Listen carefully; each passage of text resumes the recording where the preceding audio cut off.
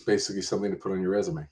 And eventually, what happened was he got fired, I got hired, and that's how I got my career going.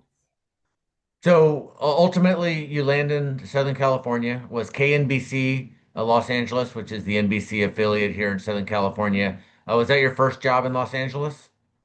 Yeah, I mean, I was in, as I said, I did 2020, and then I went back to Seattle, and then I was actually offered three jobs. I was offered a job in New York, a job in Chicago, and a job in LA. Well, And I chose LA because I'm from there. My family's there, and it was important for me to be here. And it's funny, the first day I got here was a North Hollywood bank shootout.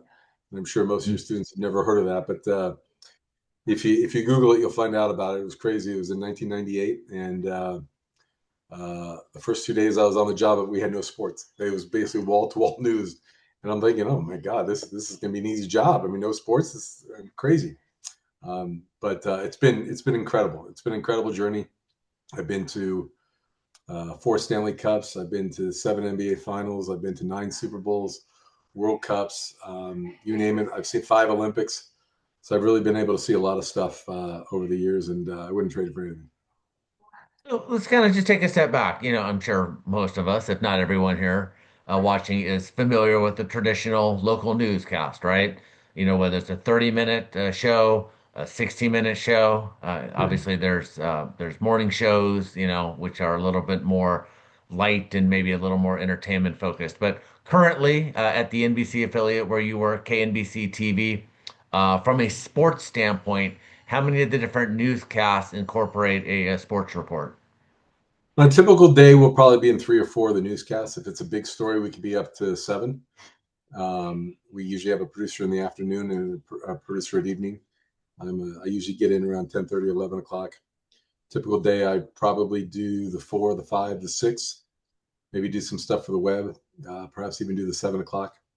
Anywhere from 3 to 4 minutes for each show, and you try to make it different. So when you think about it, it's probably 12 to 14 minutes worth of stuff. I write, I edit it, I do everything. So and I decide what's going to be in it. So Yeah. kind of the jack of all trades, as they say. And then Well, I let's also do just network stuff too. During the Olympics, we'll go out, we'll do local stories of local athletes for the network. We'll shoot them, do interviews for them, and stuff like that. We don't put them together here at the KNBC, but we'll send the video back east to Stamford, Connecticut, and we'll put that together there.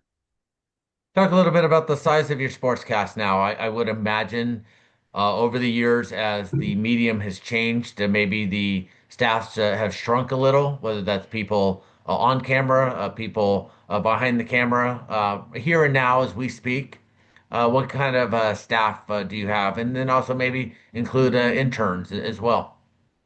Well, we have two full-time on-air anchors. We have a anchor that works Monday through Friday, and then we have a weekend anchor who works Saturday and Sunday and reports 3 days a week. And then we have three producers that are on, and that covers all the shows. Plus, we do a Sunday night show every Sunday during the NFL season. It's called the Challenge. We'll do a Saturday night show called the Big Ten show, and that's in the fall. And with NBC now getting the NBA, we have an NBA show, and they also are starting the MLB. We got baseball, so we'll start a baseball show once the NBA leaves. Baseball will start. So we have a Sunday show every single Sunday out of the year, and it's a half-hour show, sometimes up to 40 minutes, and that's along with our daily newscast and all the other stuff we do, whether it's Olympics or specials that we do. So we're quite busy. We got a lot going on, and then we do Talk, have one intern. We hire an intern. Um, and this year it's funny because we used to have an intern for us and an intern for news and an intern for marketing and Telemundo too, because we shared our station with Telemundo. But now we have one sports intern who has to be bilingual and works for Telemundo and for us. So um, we pay our interns, and they just didn't want to spend the money, so they didn't want to get rid of the internship, but they didn't want to pay two interns. So we get one intern, and we look for bilingual people in that situation. So they can service both KNBC and Telemundo. Uh, Help me out here. Did you go to work today? I did. Yeah, No. I So did. let's use today as an example. You came in at around 10:30. Your office is there in Universal City. For Correct. years, pretty sure it was in Burbank. It Um, was. Yeah. And, obviously you have as you're driving in, just use today as an example. You don't have to get so micro detailed, but, do you have an idea of what you are going to air today? How much were you factoring in? What was going on around in a marketplace, which I'll ask you about later. But I just kind of talk a little bit about today. What was the plan and how did it maybe evolve as time went by? Well, I usually wake up in the morning and I go online to see what's going on. But usually, what I find out in the morning is usually old by the time it's 5 o'clock in the afternoon or 4 o'clock in the afternoon.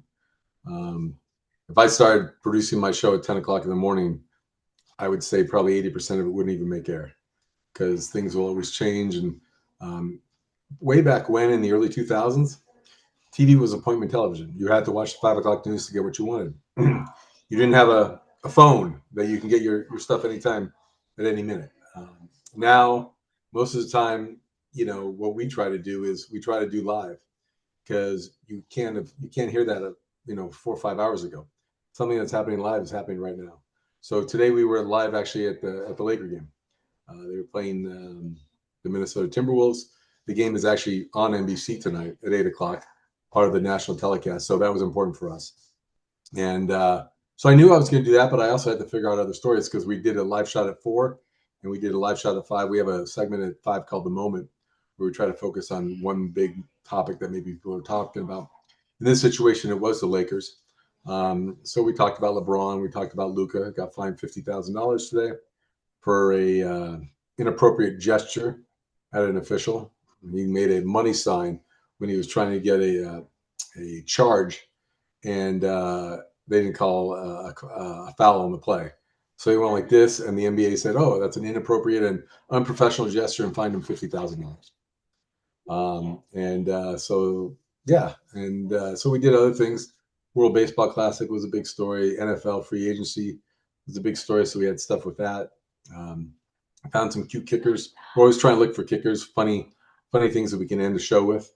I found some good video out of Panama at a soccer match where a swarm of bees invaded the pitch and everyone ducked for cover, and we had a little fun with that. The video was very interesting. Dodger spring training, obviously. So we actually had a lot of stuff going on today, and it's my job to disseminate it all and divide it up so it fits all the shows. And I try not to repeat anything, and go from there. So yeah, today was a busy day. How do you define your audience? So typically, a sports fan, and, you picked up the phone earlier. A hardcore sports fan's not going to wait until the 5 o'clock newscast to find out what's going on in the world of Or the 11 sports. o'clock at night. They'll know the score of the Laker game before the 11 Yeah. o'clock happens.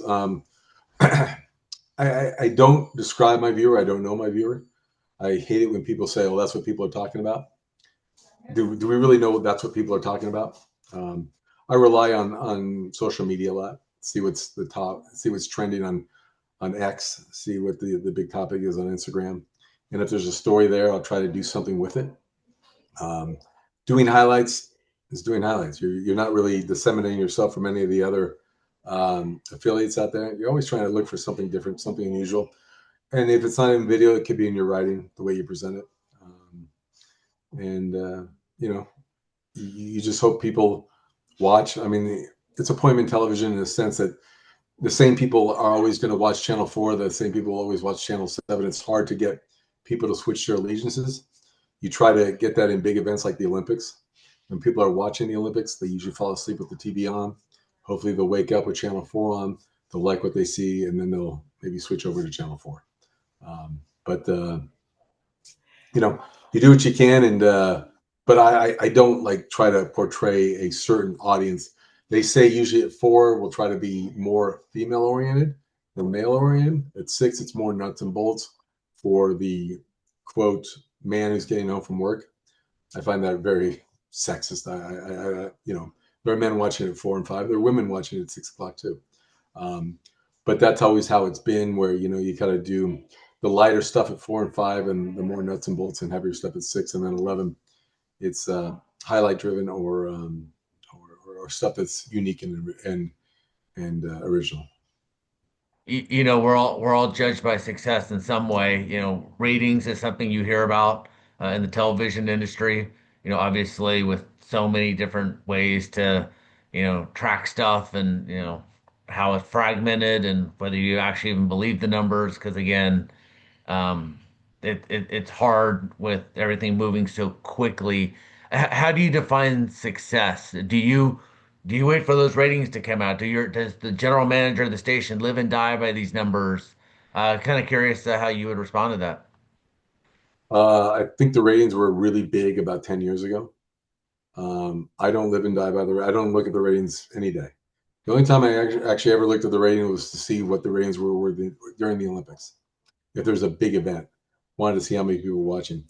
In the early 2000s, you would get a rating number of 14, 15, 16 for newscasts. It was not uncommon to have double digit ratings. Now you're lucky if you get a 0.7, a zero point 0.8, a 1.5 would be amazing. Um, and usually one rating point equals, I don't know the exact number, but 100,000, maybe 120,000 households. Um, and it's funny because with Nielsen, it's usually 600 boxes. That's how they do the rating. And I might be wrong, but in a town of 15 million people, even if it's 1,000 or 2,000 boxes, how are you really getting an accurate assessment of who's watching if you're only going off of 1,000 or 2,000 homes that have these rating boxes in a town of 15 million? So I don't look at ratings that much. There are ratings periods. May, November used to be big rating months. That's where we would be able to sell to the advertisers what we get for that month, and no one would be able to have vacation off during May and November. That's kind of lightened up a little bit. It's not the case as much as it used to be in the past. And I don't know a lot of people that actually look at the daily ratings anymore. I know there's clicks that are important for news producers to make sure you're off at certain times. So the old saying is you don't want to be in a commercial at the bottom or the top of the hour. So if you have an hour-long newscast that starts at 5:30, you want to make sure you're on the air at 5:30. You want to make sure you're on the air at 6. You want to make sure you're on the air at 6:15. All the quarter hours. You don't want to be in commercial breaks at that time. And So you talked a little bit about other stations. Obviously, there's other stations in town. We have a CBS affiliate here, ABC affiliate, Fox affiliate. Channel 5 has a sports team. Channel what do we 9 is a do? sister station of Channel 2. Speak candidly, how much do you view them as their sports departments, maybe as competition? How much do you follow them? I'm gonna guess maybe you don't follow them maybe as much as you used to. I used to follow them a lot. It was funny. I worked with a longtime anchor named Fred Rogan, and you know Fred very well.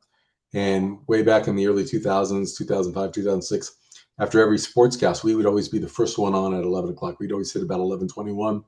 The others would hit around 11:23, 24.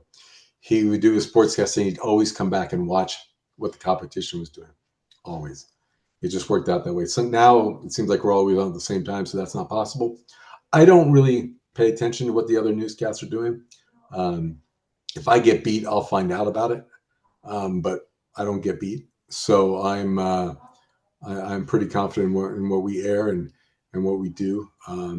If I'm down in the booth and we are on the air, we have monitors that are showing all the competitions. We have a monitor for Channel 2, Channel 4, Channel 5, Channel 7, Channel 11. So I may glance up there to see what's going on. And that would really be the only time I'd ever watch what they have. And if they have an exclusive and they got an exclusive, you know, you know, it happens. It happens sometimes. Not often, but sometimes everybody gets lucky with an interview here and there, and they come to. Usually, you got a call saying, "I only want to speak to this one station. This is my favorite station. I'm going to speak to them," and that's how they get an exclusive interview that maybe everybody wants to get after, and they just called their favorite station. You mentioned Fred Rogan earlier, 30 plus years, something like that as a sports anchor here in Los Angeles. As we speak here, Mario Solis is on air, Olivia Garvey's on air. You've worked with different talent. What do you like in a talent? What do you look for, knowing what you know now, being in the role that you are? And I'm not saying you're the one who's necessarily hiring these people and firing these people, but based off of your experience, if you watch the sports anchor at Channel 7 or the sports reporter at Channel 11 or your own folks, what do you like maybe, and what maybe do you dislike about some of the things that they do, he or she? Well, I always feel like you should be prepared. So you should actually look at your scripts before you go on the air. You should look at the video before you go on the air. There are some reporters, some anchors that don't look at anything. They literally, first time they see the script is when it's in the prompter and you're on the air. I feel that I don't think that's the greatest way of doing your job. I think you should be able to, and we have anchors that come in and they rewrite what we write, and that's completely fine. You know what? I respect that. I would like that because everybody wants to present in their own manner. Um, so I like someone who knows the correct pronunciations of players. You have a hockey background. Some of those hockey names can be quite difficult to pronounce. But if they care, they're going to find out the correct pronunciation. They're going to make sure when they go on the air, they get it done right. Um, they're going to look at the video. They're going to look at the copy, so they know what to expect, and that's important for me. Um, there's no one answer to this, but a typical on-air talent based off of your experience, uh, how much of it, and you touched upon it a little there, are you writing everything? Do they write anything? It depends on the talent. Who, It depends on the right now we write everything. The producers write all the show, and then the Mario will come in and he'll look at all the copy and he'll change it into his own format. Um, Mario likes to italicize, put bold letters in some areas and stuff like that. He'll put an SOT if it's leading into a soundbite, just so it helps him when it pops up in the prompter. But yeah, we usually write. Mario will write some occasionally, but I would say 95% of the stuff we that is written is done by the producers. feature stories are something that I don't want to say have by any means gone by the wayside, but maybe as staffs are smaller, as budgets have shrunk. Is that and maybe the amount of time that you're on the air isn't the same necessarily as it used to be. Obviously, when a reporter goes out into the field, there's maybe a producer, there's a camera operator. Talk a little bit about maybe putting together a feature story for those. And again, we'll just use an example. Maybe it's a hockey player, and he adopts 10 dogs a month, and uh, NBC Channel 4 is going to do that story. They go to the person's house. What are they trying to, accomplish in a feature story, generally speaking? Well, it's all about storytelling, so that's the most important thing.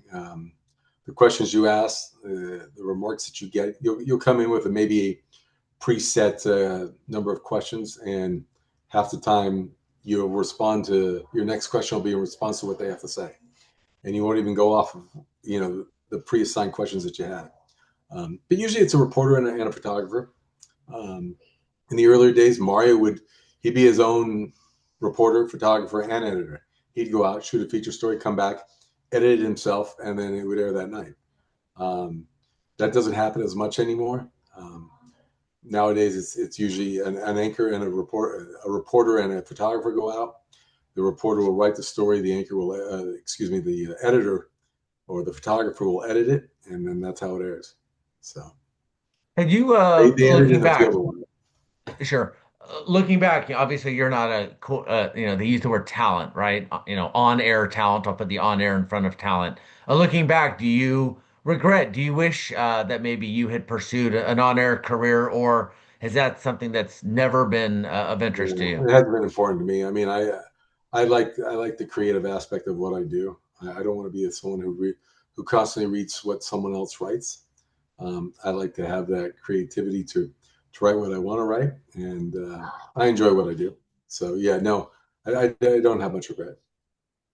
I think maybe not as much now, but going back a few years, I think most people who might be watching this would think that ESPN's the dream job, right? Or Sports Center's the dream job. Has anything along those lines been of interest to you, or have you always put a premium on what you're doing?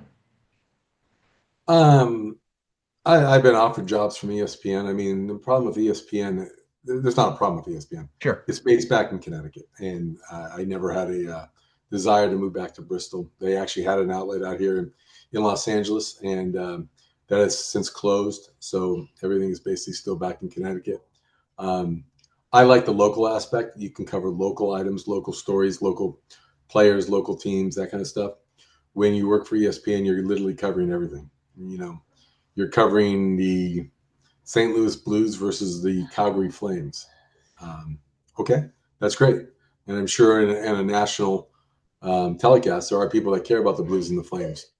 Out here, I like the teams that we cover, the local teams, the teams that I have access to, the teams that I know the players, I know the management, I know the PR staffs, and that kind of stuff. It's more personal for me, and I enjoy it a lot more.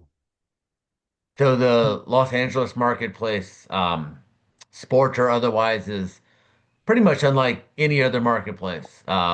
13, maybe 14 professional sports teams here. Haven't even focused on major colleges, USC, UCLA, for example, We have two football, of everything. basketball, etc. We have two of everything. It's the only market. Yeah. Even New York doesn't have two of everything.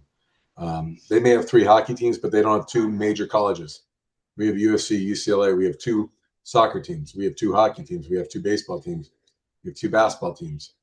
We have, well, now we have two football teams. There was a point where we didn't have any football teams, Yeah. and now we have two football teams. Um, so there's always something going on, and I say two major colleges, but there's still a lot of other colleges that cover that there'll be stories from, other than USC or UCLA, whether it be Pepperdine or Loyola Marymount or Long Beach State or Northridge or whatever the case is, especially around March Madness. One of those teams makes a tournament. It's a big thing. It's a big deal. And alumni and fans of those schools want to get the attention, and rightfully so. Let's play a little game here. Let's say that you are on the email list of every PR director in town. The Lakers Okay. PR director, the Dodgers PR director, the UCLA basketball, the Rams, Chargers, Angel City, etc. You get an email from all of them. The subject line is important, and you have only a handful of minutes to read these. I mean, look, you're in a business. Um, where do you, what do you read first and why? Well, I usually read the first email that comes to me, whether it be Angel City or it be the Rams or the Lakers. I'll read them all, and then I'll decide what's more important, what I can do, what I can maybe give to other people to do, what I can give to news to do, what I can give to another producer to do. And then there's situations where we just can't do it. We only have one photographer, so it's impossible to go out and shoot all that stuff. But fortunately, in these days and age, all the sports teams will put their stuff on the internet. They'll put it on their websites. They'll put it on their YouTube channels. So we're able to get it. Like the Kings, we can't get out to the Kings practices all the time, but they literally put all the practice and all the interviews on their YouTube channel. So we're able to grab that, and if something big happens from there, we can grab it that way. So you've got to be, and you go on to Twitter, you go on to or X, you go on to social media, you try to find stuff that way, and you take the video there, and you make sure you get the right courtesy and stuff like that. But if you're one person putting together three newscasts and you have one photographer and there's 13 local teams, I mean, do the math. You can't get it all done, but you can, in a sense, if you can find it all on social media. And the teams are pretty smart. They realize that we can't cover everything, and they want to put stuff on social media for their fans to watch. So I commend the Kings for having their own YouTube channel, and those diehard hockey fans that care every day about what's going on in Kingsland, whether it be a optional skate or after the game, they can go and listen to the sound. Same thing with Dodgers. Same thing with Lakers. Lakers and Dodgers are 1-1A when it comes to Los Angeles. They are the two most popular teams, hand down. Probably a distant third of the Rams now. And then USC football is up there, and it goes down from there. But Rams and Lakers and Dodgers are 1-1A without a doubt. The Rams and the Chargers coming back to Los Angeles. I was going to say 5 years ago, but now I think it's a few more than that. Yeah. How has that been a game changer in your sports department in terms of just having to allocate resources then to the behemoth, which is the NFL? Obviously, the San Diego Chargers. The Chargers had a San Diego feel to them. The Rams had been in Los Angeles before. Uh, Was it exciting? Was it challenging, or is it just something to, or Well, it's just always something to exciting add? because it's something new. I mean, it's something new. You know, I grew up in LA, so I remember the Rams and I remember the Raiders. And I would contend now that the Raiders are still the most popular team in Los Angeles. Not the Rams, not the Chargers, but the Raiders. There's a lot more Raider fans out here, even though they moved to Oakland. Now they're in Vegas. Um, but the NFL is a behemoth without a doubt. And with our Sunday night football contract, it's great to go out to Rams games. It's great to go out to Charger games. Um, but you go to those games, and sometimes 60, 70% of the people at those games are for the opposing team. So I don't know if they've locked on as much as, I mean, this is a good example. When the Dodgers won their second World Series title, there's probably what, three, four, 500,000 people in a parade through downtown LA. When the Rams won their Super Bowl, I believe it was 2021 or 22, there was maybe 15, 20,000 people at the parade. It shows the difference. Um, it's just, these kids these days, they didn't grow up with football in the town. You're 14, 15 years old. Your favorite team probably isn't the Rams because the Rams weren't there when you in your childhood. It may have been what your father's favorite team was. If he's from Minnesota, it's a Viking fan. If they're from Philadelphia, you're an Eagles fan. Um, so if you're from the Bay Area, you're a 49ers fan. Um, so I think in the next 10 to 15 years, they'll have a bigger audience because the kids that are growing up now are around the Rams, have seen the Rams, seen the Chargers. So when they become that adult and they have their own kids, they can say, hey, I remember growing up and watching Matthew Stafford play for the Rams. I remember seeing Justin Herbert play for the Chargers. I remember that. 15, 16, 17-year-olds now don't remember, you know, when they think of the Chargers, they think of them as San Diego. When they think of the Rams, they probably think of them in St. Louis. I don't, I don't, you don't need to name names here or organizations, but you're dealing with these teams on a quote unquote everyday basis, weekly basis. You generally are going to deal with a PR department or on the college end, a sports information department. How many of our teams in the area would you consider to be media friendly? How many would you consider to be, just speaking frankly, tough to deal with? And who's, and how many do you think are just basically pounding on your door 24/7, starving for publicity, for lack of a better phrase? Well, I won't name names because that would be a not a good thing. But there are a few teams that don't care. Um, if we cover them or not, it doesn't matter to them. There are teams that are starving for coverage and they'll send me emails 2, 3 times a week asking for something. And then there are those other teams that are, you know what? I talk to them every week. I talk to them every day. I talk to them 3 times a week, whatever the case may be. They always inform me and they don't pressure you into things, but they always want you to be aware. So it's a good variety. There's those big guys that are just there, and then some of the smaller teams that don't get as much attention, they will go out of their way to send us the video, make sure that they give us all the information, and do whatever they can to see if they can get their product on the air because it's free advertising for them, without a doubt. I guess there's only two teams, and that being the Angels and the Ducks. But obviously your station, all the local stations in Southern California reach Orange County. How do you, as a sports department, personally view them as certainly part of the geography end, but Oh, just without a speaking doubt. frankly, it's not easy to get to in your world. No, I mean we show Ducks and Angel highlights every night that they're playing, so it's not something that we ignore. But yeah, I mean on a Friday afternoon, if there's a game, it takes us 3 hours to get down. Everybody knows what Friday traffic is to Orange County. And if we have a 5 o'clock live shot, we actually did a live shot from the Ducks last week. They're playing really well right now. They're actually in first place. And we wanted to do a live shot. And our reporter had to leave at 1 o'clock in the afternoon and got to the pond or the Honda Center at 4:15. So it took them 3 hours and 15 minutes to get down there. But Yeah. we felt it was important. And, Orange County is a big, big, big market. There's a lot of people that live in Orange County. So it's not something that we ignore in any way, shape, or form. Angels and Ducks are just as important as those other teams, even if they don't get as much airtime as maybe the Lakers and Dodgers, because those are the kind of the big boys. As we talk here, it looks like you're in your living room, but let's go to your office real quick. Kind of talk about what does a newsroom basically consist of? Because if we look at a traditional newscast, there's the news, weather, sometimes there's an entertainment aspect in this city, and then sports generally kind of is at the end.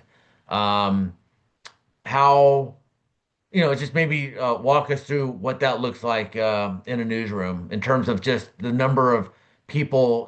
90% of our staff is devoted to news, 2% is devoted to sports. Just, uh, Well, I mean, we have 5 people in our sports office and probably a news department that has about, I don't know the exact number. I'd say 60 or 70 people. Um, so you can do the math and the percentage on that. But there's a lot of newscasts. I mean, when you think we're on the air starting at 4:30 to 5, 5 to 6, 6 to 7, that's the morning. So it's a 2.5 hour block in the morning. We have an 11 o'clock newscast.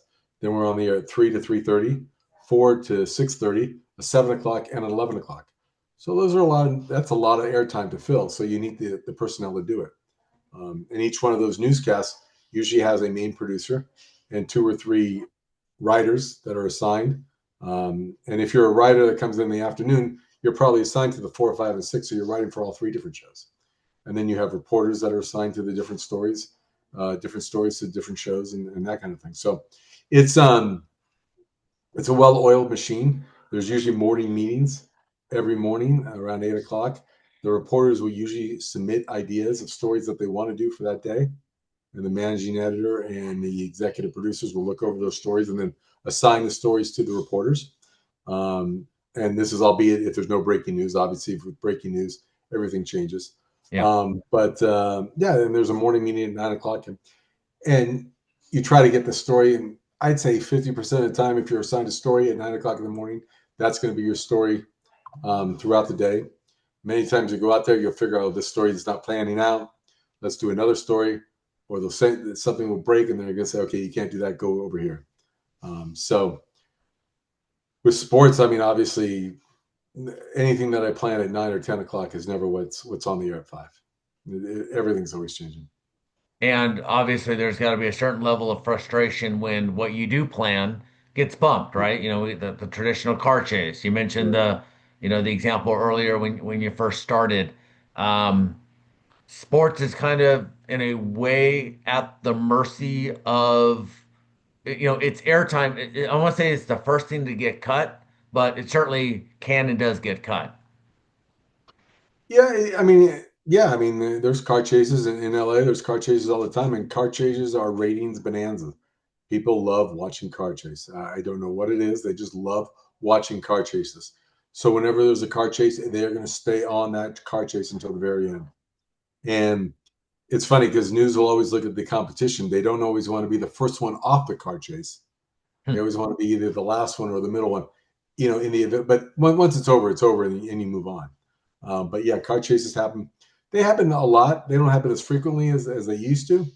But yeah, I mean, there are days where I'll spend 6, 7 hours putting together 3 or 4 newscasts or sportscasts, and nothing will air either because we've had a car chase. There's been a fire. There's breaking news. The president might speak. There may be something that pops up. Whatever the case may be. I mean, when the fires occurred last year, I mean it was horrible. We were actually doing news at that time. We didn't have sports for 4 or 5 days, and we would help the news department. So there's times where we're actually involved with news, and we do what we can to help them because it's all one team, and we know if there's something major. Sports is fun and games, and if there's real life stories, those stories are important to share with the viewers.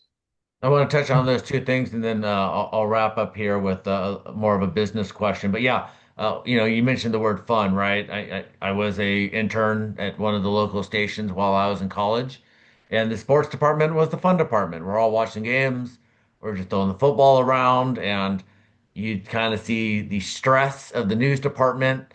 And I really felt that they, even though we weren't, the going to probably win any major awards for our journalistic endeavors. I wouldn't say Um, that. I mean, I have well, sure, succeeded, fair which is enough. good. So, yeah. Um, but you know, I think they were jealous. Like, is the sports station kind of the sports department? It's the fun place to be. I think a lot of people in news go, "Oh, that guy's just in sports," and they kind of like blow Yes. it off as, "Oh, it's just sports." But I read a survey that says 70% of the people don't watch news for sports, but 95% of the people wouldn't watch a newscast if it didn't have sports. So take it for what it's worth. You may not be watching the news for the sports, but if sports wasn't in there, you don't. I don't know if you'd be watching that because you still want to know what's going on, and there could be that one highlight that the water cooler information that people talk about the next day. Oh, did you see that crazy highlight tonight? Bam Adebayo with the Miami Heat scored 83 points, second most in NBA history, beating Kobe. It's a big story. People are going to be talking about that for a while. So I don't know if I'm supposed to date the day we're taping this, but yeah. Um, so Well, I always had a joke in the newsroom that news is fun, but sports is important. yeah, I mean, as it's as I say, no one dies in sports. If there's a death and it's a sports figure will report it, but if it's a big thing, it usually becomes news. So Yeah, that's exactly what I was going to ask you about as we start winding down here. I know on having a PR background from with a sports team, when the phone rings and it's the news department calling you, when the phone rings and it's TMZ calling you, you've now kind of entered a different realm, and i.e., a player gets arrested. That's probably yeah, the sports bleeds easiest into news. When example. you get a call from the newsroom, it's something that it's something big. Usually, we know about the story before does, and we go over there and we tell them. But there are times where something will break and we're not.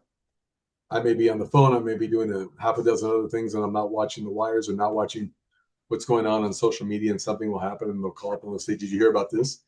And I'm like, "No." And then I'll go check, and then you got to start making phone calls and verifying it and making sure everything that happened did happen and it's correct. And the worst thing you want to do is go on the air and say something happened when it didn't happen. So you want to make sure that all your facts are straight and they're correct. You know, everybody wants to get on first. We just want to get it on right. And Oh, being on first is good too. I could ask you about what's the wildest things that have ever happened as part of live TV, but I'm not going to ask you that question. I am going to say at a certain point, I don't know, did you ever get comfortable being part of live television? Because again, it's the great unknown. Anything can happen at any given moment. Well, your anchors could slip and say something completely inappropriate. The picture goes out. I don't know. At any point, did you ever get comfortable with live TV, or if the time you do get comfortable with live TV might be time to move into a different industry? Yeah, I don't think you ever get comfortable, but you enjoy it. I mean, there's always those slip of the tongues. I remember I was in Seattle and there was a anchor that was talking about first aid kits, and the word "kits" didn't come out right. And it was just something that happened on live TV, and everyone got a good chuckle out of it, and you just move on. Um, Live TV is to me the best TV. Sports live TV is the best thing ever because you can't tape it.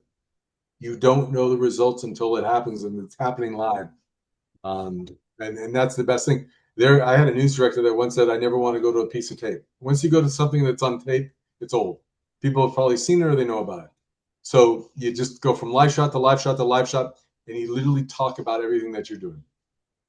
You may And want to use finally, tape to support the story, but you don't go to a package because the minute you go to a package, it's old.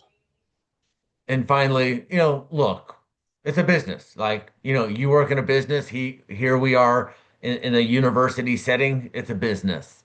Um, the Olympics, you're with NBC. That's a natural. If you were involved in maybe the X Games, that's owned by ESPN. So ESPN cares about that. The How World Cup. much? World Cup is coming Yeah. up. That's Fox owned, but it's also Telemundo owned. So it's an interesting thing about the World Cup. We can't shut. NBC owns Telemundo, so it's NBC Telemundo, and Telemundo has the Spanish rights. But when we show the World Cup, we have to show the Fox telecast. we have to use the Fox video. We can't use our own Telemundo video because as an English speaking station, we can only show Fox video. We can't show the Spanish video. We And just you touched upon it earlier in last question. How much do the rights packages at a pay level higher than yours from NBC factor in your coverage, whether you have the NHL package, it's the huge. NFL package, the Major League Baseball package, etc. Just frankly, NBC, if they own it, you're going to promote it more so than the competing stations who are focusing on their own content, so to speak. Is that just No reality? doubt. Sunday Night Football is huge for us. I mean, we've had Sunday Night Football. This is the 20th season. We just wrapped up the 20th season.